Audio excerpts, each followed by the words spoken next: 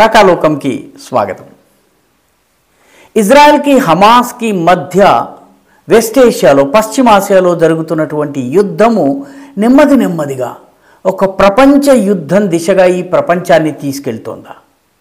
ఎందుకంటే ఒక 360 చదరపు కిలోమీటర్ల భూభాగమైనటువంటి గాజాపై ఆధిపత్యం కోసము ఇజ్రాయెల్ అక్టోబర్ 7 దాడి అనంతరం హమాస్ పైన ప్రారంభించినటువంటి యుద్ధము ఇప్పుడు నెమ్మదిగా వ్యాపిస్తున్నటువంటి సూచనలు కనిపిస్తున్నాయి. ఎందుకంటే హమాస్కి అనుకూలంగా నెమ్మదిగా హమాస్ తెర వెనక ఉండి భాగవతం నడిపిస్తున్నటువంటి ఇరాన్ రంగంలోకి దిగుతున్నట్టుగా కనిపిస్తోంది.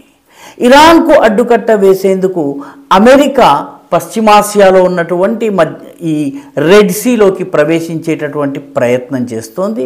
దీనితో ఈ మొత్తము ప్రాంతమంతా కూడాను ఒక్కసారిగా వేడెక్కింది. హమాస్ పైన జరుగుతున్నటువంటి ఇజ్రాయెల్ చేస్తున్నటువంటి దాడి నుంచి ఇజ్రాయెల్ దృష్టి మరల్చేందుకు నెమ్మదిగా ఈ ఇజ్రాయెల్కి సమీపంలో ఉన్నటువంటి రెడ్ సీలో రాజకీయాలు అంతర్జాతీయ ఉద్రిక్తతలు పెరిగిపోయినాయి. రెడ్ సీలో వెళుతూ ఉన్నటువంటి ముఖ్యంగా సూయజ్ కెనాల్ నుంచి యూరప్కి ముఖద్వారంగా ఉన్నటువంటి సూయజ్ కెనాల్ ద్వారా ఈ రెడ్ సీలోకి ప్రవేశించి రెడ్ సీ నుంచి బాబ్ ఎల్ మాండెబ్ అనేటటువంటి ఇరుకైన ప్రదేశం నుంచి దాటి అరేబియా సముద్రంలోకి తద్వారా హిందూ మహాసముద్రంలోకి రాకపోకలు జరుగుతుంటాయి. మొత్తము ప్రపంచంలోని 30% కంటైనర్ షిప్ ట్రాఫిక్ ఏదైతే ఉందో అది సూయజ్ కెనాల్, యూరప్ నుంచి సూయజ్ కెనాల్ మీదుగా రెడ్ సీ నుంచి బాబెల్ మాండెబ్ను అనేటటువంటి ఇరుకైన ప్రదేశాన్ని దాటిన తర్వాత అరేబియా సముద్రంలోకి, అక్కడి నుంచి హిందూ మహాసముద్రంలోకి ప్రవేశిస్తుంది. అంటే 30% of the world container traffic జరుగుతుంది. ప్రపంచంలోని మొత్తము ఆయిల్ యొక్క ఎగుమతి ఏదైతే ఉందో, ఎగుమతి దిగుమతి రవాణా ఏదైతే ఉందో దానిలో 12% జరుగుతుంది. కాబట్టి ఈ ప్రాంతంలో ఉద్రిక్తతలు పెరుగుతున్నాయి. ఈ యూరప్ నుంచి వచ్చేటటువంటి షిప్స్ ఏవైతే ఉన్నాయో వాటిపైన హూథీ ఉగ్రవాదులు దాడి చేస్తున్నారు. ఎవరి హూథీ ఉగ్రవాదులు? హూథీ ఉగ్రవాదులు యెమెన్ అనే దేశంలో ఉన్నారు. యెమెన్కి ఉత్తరాన సౌదీ అరేబియా ఉంటుంది, దానికి కొద్ది దూరంలో యునైటెడ్ అరబ్ ఎమిరేట్స్ ఉంటుంది, మరొక పక్క ఒమాన్ ఉంటుంది. ఈ యెమెన్లో గత అనేక సంవత్సరాలుగా అంతర్యుద్ధం కొనసాగుతోంది. అక్కడ ఉన్నటువంటి ప్రభుత్వం ఏదైతే ఉందో ఆ ప్రభుత్వానికి సౌదీ అరేబియా, యునైటెడ్ అరబ్ ఎమిరేట్ల మద్దతు ఉంది. అయితే వీటిని వ్యతిరేకిస్తున్నటువంటి షియా దేశమైనటువంటి ఇరాన్ ఈ హూథీ ప్రజలకు మద్దతిస్తోంది. హూథీలు మొత్తం జనాభాలో దాదాపు 40% ఉంటారు. వీళ్ళందరూ కూడా షియాలు. ఈ షియాలకు ఆయుధాలనిచ్చి ఈ రెడ్ సీ యొక్క తీర ప్రాంతంలో ఉన్నటువంటి ప్రాంతాలన్నింటినీ కూడాను హూథీలు తమ హస్తగతం చేసుకున్నారు. దాంతో ఈ ప్రాంతం నుంచి హమాస్కి సహాయం చేస్తున్నటువంటి ఇరాన్ ఆదేశాల మేరకు వీళ్ళు ఇప్పుడు ఈ రెడ్ సీలో వెళుతున్నటువంటి పడవల పైన దాడి చేశారు. ఉదాహరణకి నవంబర్ 19న గెలాక్సీ లీడర్ అనేటటువంటి పడవ పైన దాడి చేశారు.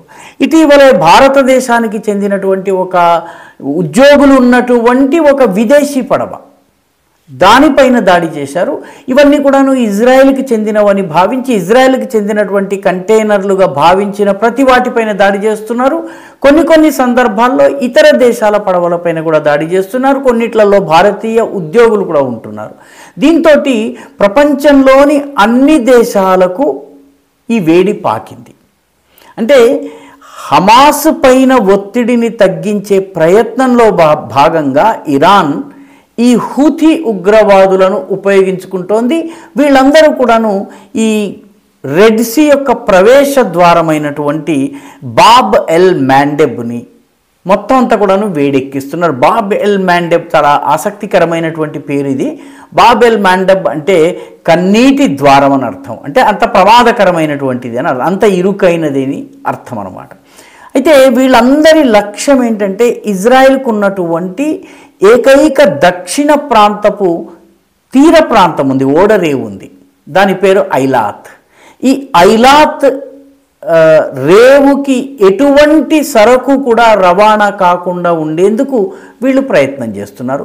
మరొకటి సూయజ్ మీదుగా వచ్చి ఇదే మార్గంలో వెళ్ళి హైఫా ప్రాంతానికి వెళ్తుంది. హైఫా ప్రాంతం ఒక ముఖ్యమైనటువంటి ఓడరేవు, అది ఉత్తర దిశగా ఉంది. అక్కడ హిజ్బుల్లా దాడుల అవకాశం ఉంది. అంటే లెబనాన్లో ఉన్నటువంటి హిజ్బుల్లా ఉగ్రవాదులు వీళ్ళు కూడా ఇరాన్ మద్దతుతో ఉన్నటువంటి వాళ్ళు, వీళ్ళ దాడులు జరిగే అవకాశం ఉంది. దక్షిణాన ఉన్నటువంటి ఐలాత్కు ఎటువంటి సరకు రవాణా జరగకుండా ఉండేందుకు ఇటు ఈ హూథీలు ప్రయత్నం చేస్తున్నారు.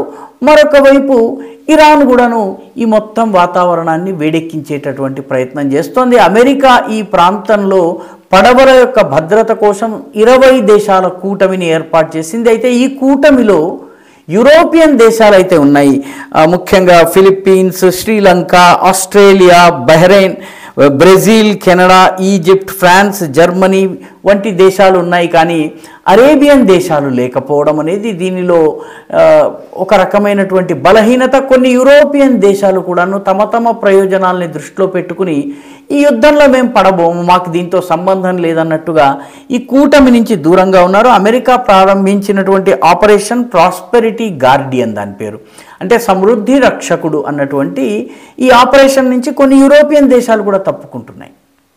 పర్యవసానంగా ఈ ప్రాంతం అంతా కూడాను అమెరికా స్వయంగా కల్పించుకోవలసినటువంటి పరిస్థితి వస్తుంది.